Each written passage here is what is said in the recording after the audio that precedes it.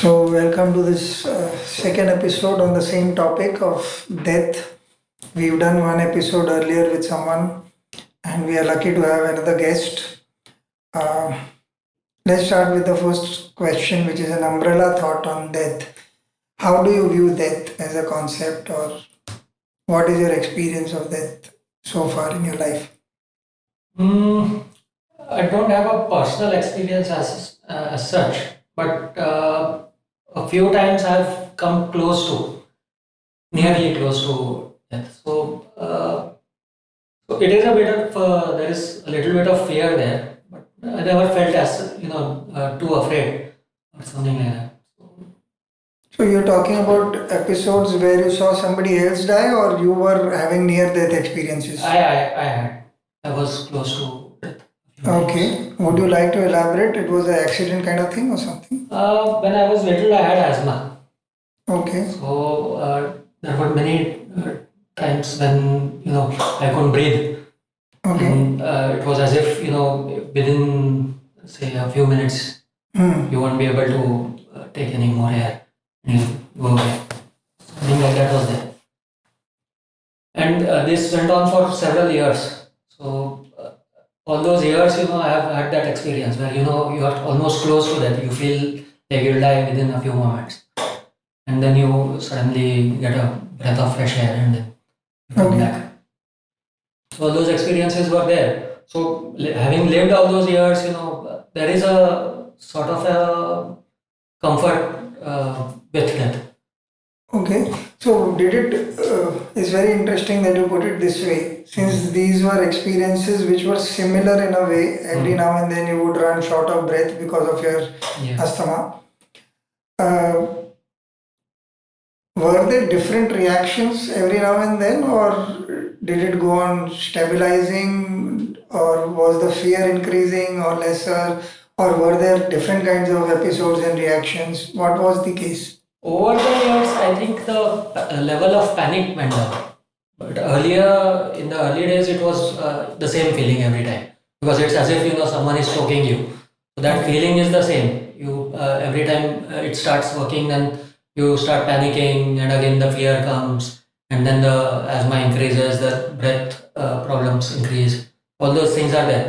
But over the years, and slowly, after with the meditation and everything, then the mind starts to accept, and these are the things that are going to happen. So you might as well accept it and go on. Okay. Uh, you mentioned medicine here. I want to bring in the aspect, was it the comfort of medicine that helped, or was it the comfort of experience with the same kind of trouble again and again, or was it I a said mix? meditation. You said meditation. Yeah, yeah. Okay. Um, Another thing that I want to ask you is, how did that change you as a person? Meditation is of many ways. There are a lot of people who meditate on various kind of objects. There are people who believe in God. There are people who do not. And I don't want to get into the details of those kind of things. What I want to understand is, uh, was there any great life learning about yourself as far as these episodes were concerned? Yeah, I would say a lot because this is a very direct sort of an experience. With asthma, because it's directly connected to death. You feel as if you'll pass away within a few minutes. So this is as close as you can get to death. And with meditation, it gives you that acceptance of how to deal with such a situation. And that way, the mind keeps on calming down. And slowly and steadily, you start accepting. And as you start accepting, then the panic that used to set in earlier, now that goes down. Okay, so there is no instant relief, if I were to use the term. Basically, what you're saying, it is a certain amount of practice that changes the habit of panic, and then you Yeah. start saying, okay, I am panicking, but let me not panic about the panic. Right. Okay. Another question that is coming to mind is, how did that affect your quote unquote living? Hmm.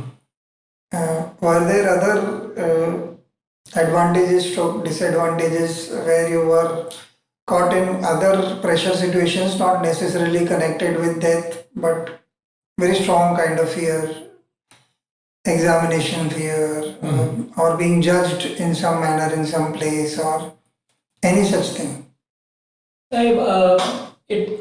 The only thing I can see, I only had advantages from these experiences because this was such a great fear that anything else is a lot lesser than this one. So any exam situation or anything, I never felt that level of panic. So Okay. this gave me a good tolerance level Okay. when it comes to fear. I have an interesting question here. Something that I've also wondered about myself at times. So, where do you draw the line between fearlessness and being casual about a certain thing? Because of what you just said about exams, what I want to bring into context is for people who are going to listen to this is not everybody has a near-death experience, but exams and job and security and relationships are real issues that we all face in various ways at various times in our life. And those pressures are, of course, have a toll on our body, on our mind, emotions, feelings, everything. How do you define that you were being fearless as what is coming across from what you're saying, vis-a-vis becoming casual about it and maybe even hurting other people who would be concerned about your well-being as far as exams or something? Yeah, I think there is a very thin line between those two, and I don't know what percentage was fearlessness and what percentage was casual this thing, but I think they are quite close, so it's hard to say. No, I really want to delve a little deeper here. My concern is that we stay with people. There are people around us, family, friends, who may be rightly or wrongly concerned about us because we spend time together. Right. And they may not bring in the same wisdom because they've not had experience of the intensity that you had. Now, at that point of time, when they come and try and participate in your life event, whatever that life event is, I remember on the day of my marriage, I was very down. My friends were in a jovial mood and they were trying to do all kinds of things and make me laugh and all this stuff. But I was actually stressed out because of I don't like crowds and I had a headache and I just wanted to sit quietly and just chill for a bit. But because I was the hero of the event and there was so much pressure and nobody could be told that I didn't want to do it at this point. And I have never figured out what the problem was, but it was one of quote unquote the worst times in my life because I just wanted to chill. It wasn't that I was against the idea of marriage or not or for. There was no such thing. But just the whole coming together of so many people. Now at that point, even if I was wise about it, I wasn't. But if I was, I don't think anybody would have understood and they would have still put pressure. So in your situation, when you're talking about any such thing, relationship or let's talk close friends and family, when they bring a certain point of view, look, you got to study for your exams, and so how do you handle that, or how did you handle that kind of pressure? I think this sort of I would say it bred a lot of indifference to what other people thought. Okay. So over the years, I cared less about what people think or what they want to suggest or their ideas, all those things. So during my college years and all those times, I never gave much thought to what people thought of me or what they wanted to suggest. I would take all their advice and everything, but I wouldn't necessarily be effective. Yeah. I have another question here. So, did that make you a bit of an antisocial person, or did you form better quality of relationships with some of them? So I was quite antisocial in the beginning, but over the years, I started to understand how things work, why people behave in such a way, and how the human dynamics work. So over the years, slowly, that indifference turned into, say, compassion or goodwill, and that brought certain level of peace in mind. Okay. Would you then say that this has led to an interesting question? I'll give you the context that is running in my head. Uh, Everything is the death of something in that sense, and in terms of if I buy a new shirt or a new phone or something, at some point it's obvious that it will outlive its utility and be useless or dumped or die, quote unquote. Similarly, about relationships, similarly about anything in the world, anything that is created at some point will be destroyed by time and space at some point. Right. And as a concept also, as a feeling also, as a reality, which is what we are experiencing. Um, in that sense, how did this compassionate point of view help you build better relationships? I'm not trying to create a correlation between your understanding of your own death-like experiences and the understanding of death as a whole concept as it appears to the rest of us. Yeah. Well, during those days when I was indifferent to other people's ideas or whatever, I didn't necessarily give much thought to how they are perceiving things. Over the time, I started understanding, as I started to understand how people think and why they care about you or say certain things. Then slowly, I developed sort of an empathy or whatever to how they are perceiving things, and then I started to behave in that manner. Do you also advise them? Do you also suggest, or are you still quiet about it? Or because it does create a sense of friction between two people if they have different ideas about it. Yeah. So, how do you approach your relationships from the quote unquote compassionate point of view? Usually, I don't give much advice as such, but if someone needs it and someone asks for it, then I'll give them. Okay. Um, Another thing that I want to ask, which is the exact opposite of what we started this conversation with, this if I were to loosely term it as fearlessness only, even if it is embedded with compassion for others, but solely on your level and your life experience, how does this fearlessness translate into your life? What has it given to you? Because now that the fear of death is comparatively lesser, because you did start with saying that there is a certain kind of fear yet. So what is it that has changed inside? So recently, I'll give you an example because, as you know, I was COVID positive. Okay. So now with the news going around and everything, we knew that this disease is not as malign as It's made out to be. made out to be, as it is made out to be. So that part was there, but there is still that uncertainty whether how will it affect you, and especially in my case where I have asthma. So my lungs are, as it is, comparatively weaker than the rest of the population. So that a little bit of, I would say, anxiety might have been there, but due to my past experience, that fearlessness, let's say, the way it translates into my life is that gave me sort of a carefree attitude to it.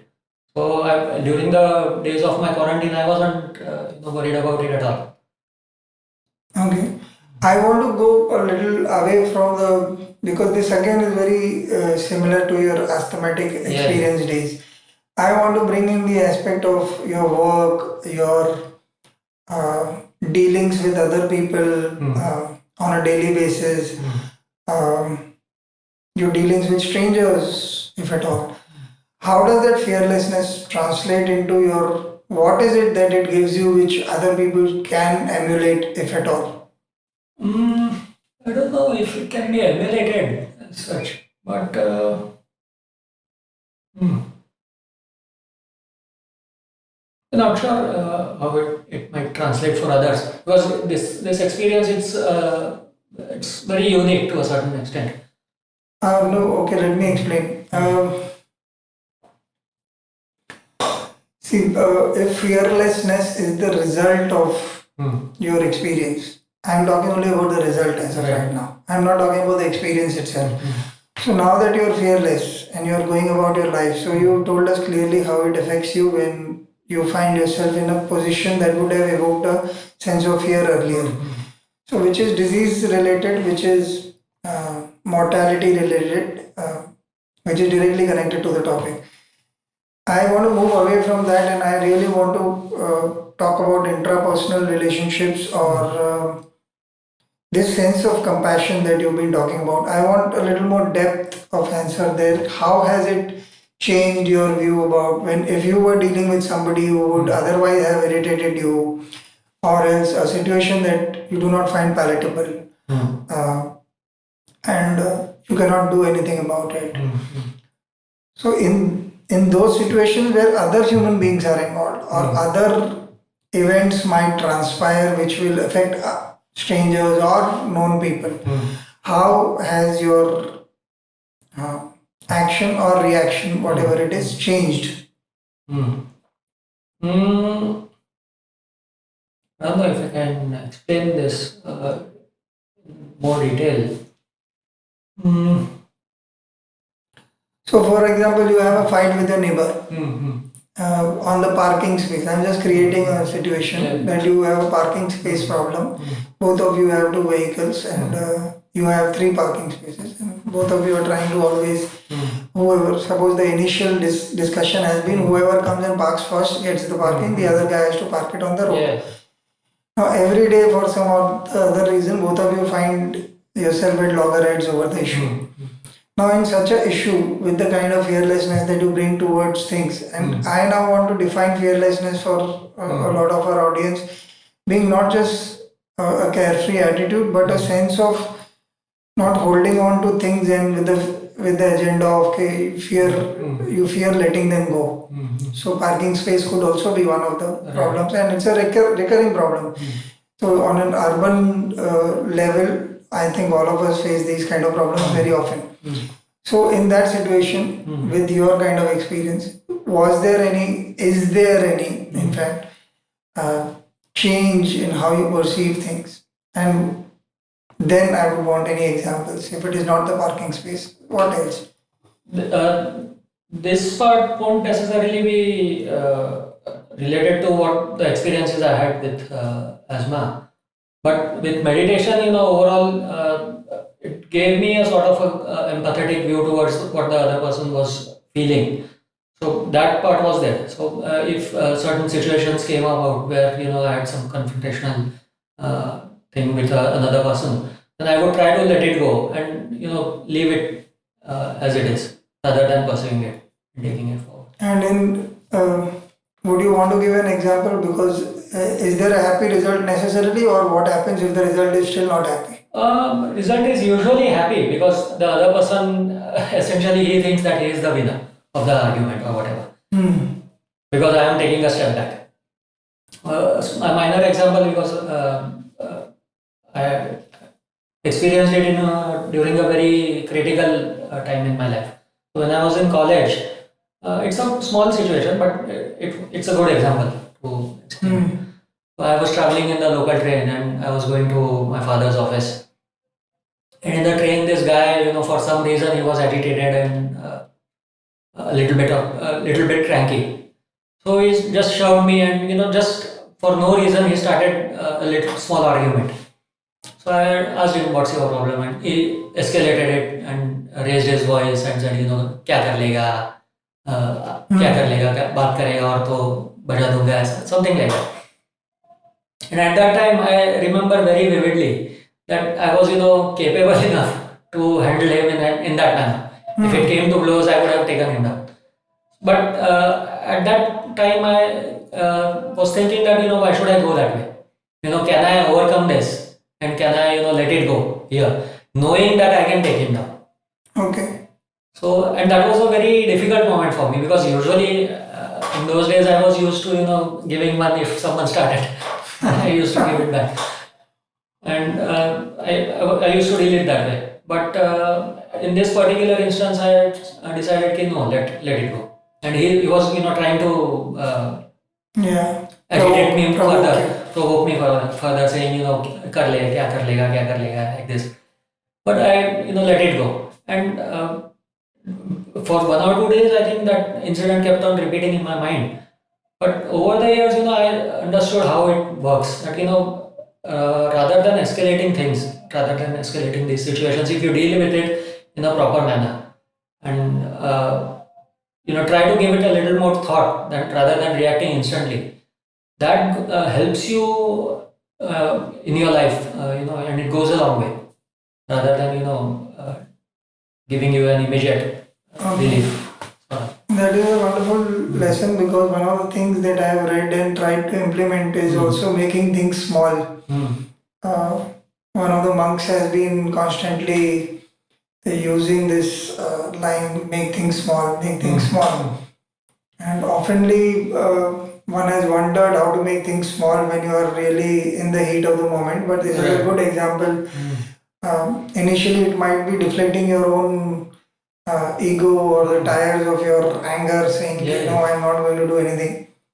And then giving yourself time. I think that's very beautiful.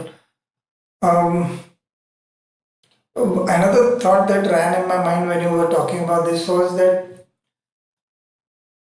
uh,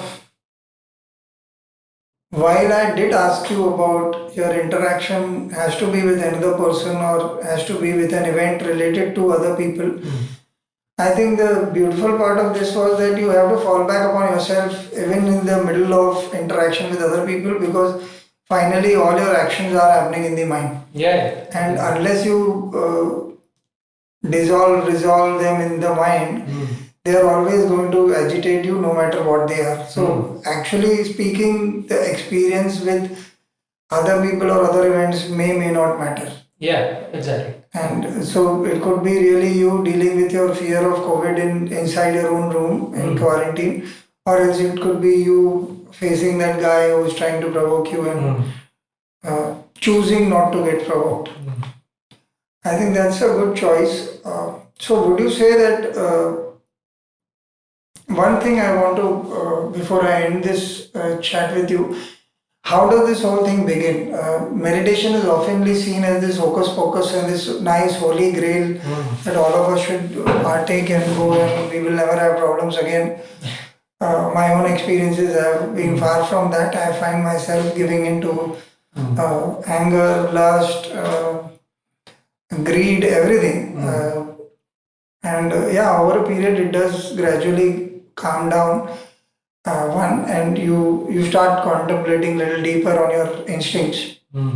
But I want to ask you, if you were asked not to give a meditation led answer, is there anything, any take home that a person who wants to start on a journey of saying, okay, I want to walk towards fearlessness, what is the critical faculty that needs to be taken into account? Introspection. Ah. So you stay with the concept of fear or fearlessness, whatever it is, for a while, and you will find your own answers to it. Yeah, you have to, but actively introspect on it. Okay. So what do you mean by active introspection? It's not just reading about these ideas or reading some philosophical books or something like that. You have to actually think about your life in general and work on that. Ah, okay. So there is this simulation technique that one has read about, or certain meditation techniques also talk about it. A lot of them talk about positive simulation, but in this case, what I understand from you, internally you got to really simulate the experience that you had so far, or try and introspect deeply. If this were to happen to me, how do I see it, and really do I see it like that, and what is the truth of the matter, what is my genuine feeling about it? Yeah, and not just simulation just for the sake of it. Whenever you are, and most of the people, they'll at certain point in their life they'll face certain situations which are adverse to their daily routine.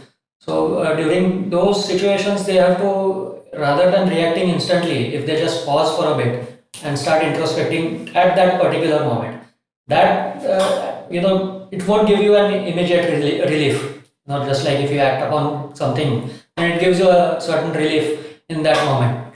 But if you just pause for a bit and think over it, you might lose the argument or whatever, like in my case. But over for this will help you in the long run. Okay. I think that's a very good note to end this conversation on that. In case one wants to be fearless, one needs to spend time with oneself and keep checking it practically whether it's working or not just get involved or intellectual about the process Yeah. itself. So thank you so much for joining us. This has been a wonderful conversation. Bye.